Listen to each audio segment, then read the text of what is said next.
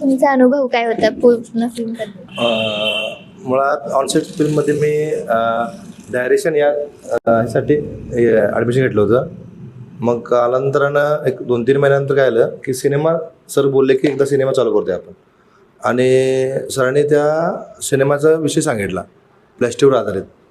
मुळात आपल्याला वाटताना काय वाटतं, प्लॅस्टिक आपण निग्लेक्ट करतो ती गोष्ट, पण सरांचा सब्जेक्ट बघताना लक्षात येतं की त्याची किती हे आहे, म्हणजे गंभीर विषय आहे तो, की माणसाला अक्षरशः जकडले त्या प्लॅस्टिकनं.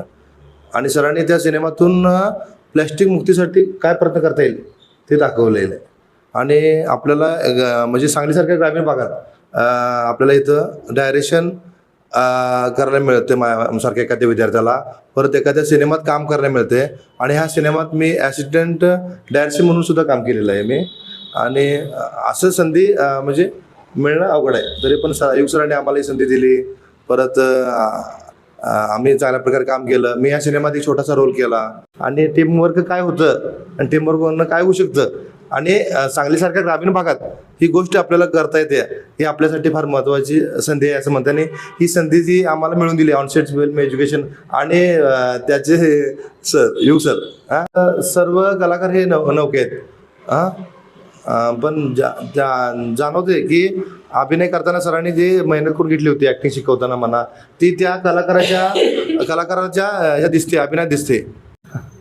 श्वेताबद्दल बघायचं गेलं तर तिला बघताना वाटतं की अरे ही म्हणजे एखादी गोष्ट निग्लेक्ट करण्यासारखी गोष्ट असते ना, तशी वाटते. पण त्या सिनेमात तिने अशी भूमिका केलेली आहे त्या मुलगीची, प्लॅस्टिक बाबाच्या, की तुमच्या डोळ्यातसुद्धा ते एखादा प्रसंग बघून पाणी येईल. आणि विशेष मला कौतुक वाटण्याचं वाटतं माहिती काय, मला सरपंचाची जी भूमिका केली का नाही त्याचं लई कौतुक वाटलं. कारण अत्यंत संयमी भूमिका निभावलेली आहे सरांनी. आणि मला मुळात या गोष्टीचा आनंद आहे की या सर्वांना मला एक ॲसिस्टंट डायरेक्शन करताना जी हे आली ते मला हे करता आलं. आणि सर्वाधिक आज ते आपला एक मित्र उपस्थित नाहीत, सर्वेश आणि संग्राम, कारण या दोघांनी जे काम केलेलं आहे की नाही, तो म्हणतो जरा भिला होतो सोडा, पण त्यानं अत्यंत भूमिका चांगली केली सरपंचाची सहायकाची, की तुम्हाला खरोखरच आवडेल. आणि विलनच्या बाबतीत मी आता विलन म्हणावं नाही, विलन म्हणलाच पाहिजे सोडा.